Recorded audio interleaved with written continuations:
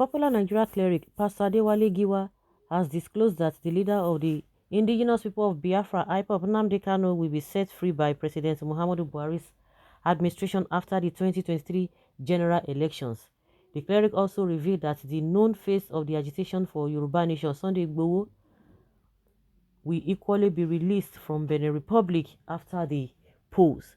Pastor Giwa, who stated this during the weekend, said President Buhari's administration saw the two agitators as a threat to the 2023 elections. He added that in order not to take chances with the agitation, which has been gathering momentum in the southeast and southwest regions of the country, the federal government resolved to arrest them by all possible means and keep them from the public space until after the polls. They plan to release both Kanu and Sunday Igboho after the 2023 elections. They see them as threats ahead of the elections, he said. Recall that Kanu had been in the custody of Department of State Services DSS after he was intercepted in Kenya in 2021 June.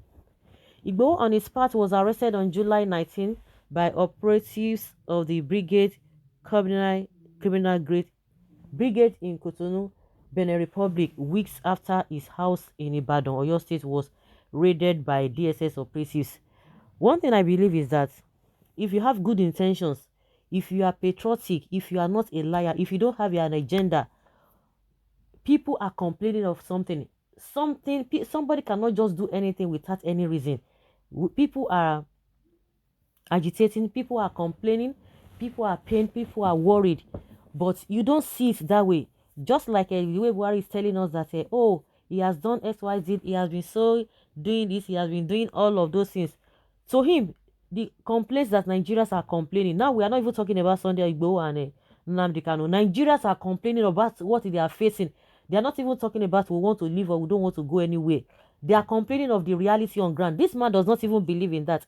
Is it the person that does not believe that you are hungry? Is it the person that does not believe that your life is not secured?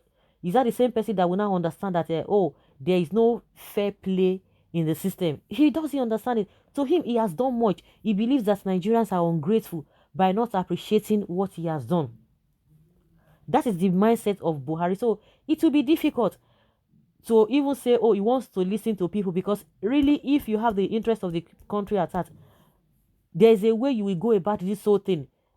Even if the challenges or the expectations of the people are not met, they will know that you are trying. They will see through you. And what are Nigerians demanding? Not too much. Not too much. How can you say you want to establish Ruga across the country? For what?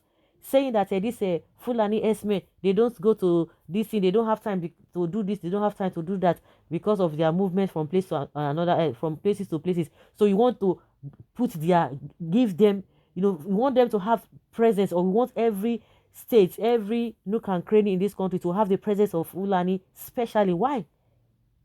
What happens to the hospitals that you built? What happens to the police station that we have on ground? What happens to the schools that we are still complaining that they are not up to standard? Those are the places that ordinary Nigerians and other Nigerians are going. So those ones cannot go there until they must have their presence in all the states. It's not going to happen. And because people rejected and these people began to do all manner of causing atrocities, Buhari has never, from that his exalted seat, to condemn, to even give warning that don't go to people's farm. But what he's doing is that he's looking for a place on how to care for them. He does not complain. He's not bitter about the atrocities that these guys are committing. And that is why people are now saying that they are not, up to today we are speaking, no Fulani man, no bandits or whatever they call them.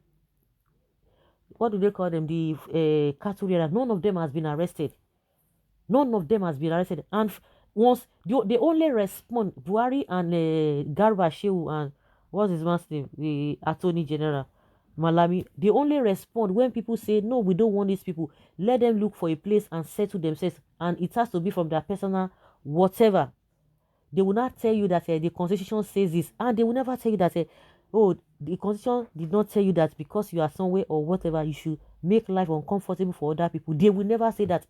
And that is why you see that these guys are coming out to say You are not doing anything. We can see it. We can feel it. We are seeing what you are doing. We know you have an agenda. For those who do not believe or did not believe that there's an agenda, they began to believe that yes, there's an agenda because you don't do anything to these guys. And that was why these two gentlemen came up for Nnamdi Kanu. That one has been saying it even before the whole thing started, before the whole thing escalates to what it is now. He has been saying it. They didn't get to know. But later people got to realize that, wow, that is why we're not going to allow this Ruga.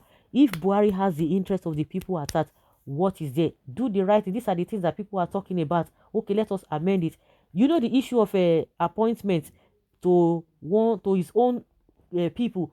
He does it over and over again, over and over again. The more you complain, it's like the more you put petrol inside fire. It does not change.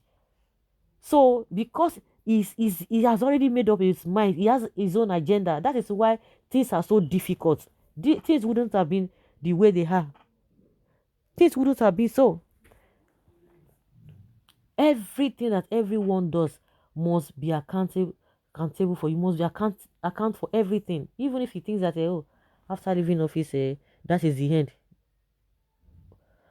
This is exactly what I think. Bad government, release them. Let truth prevail. This pastor who give you this vision, I believe, is not from God. Kanu will be free before 2023. Okay.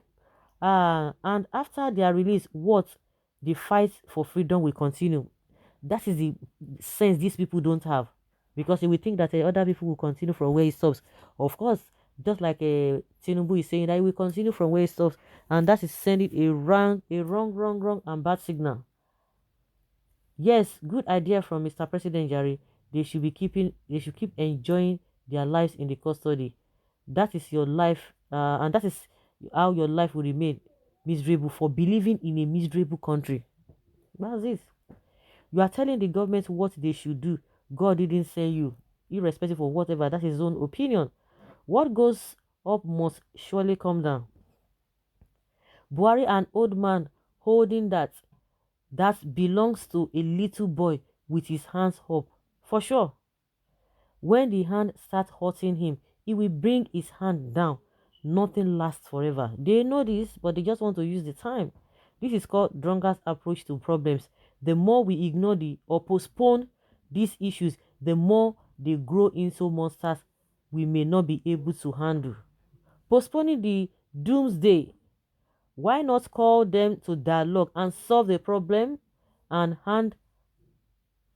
then shift it to the next government?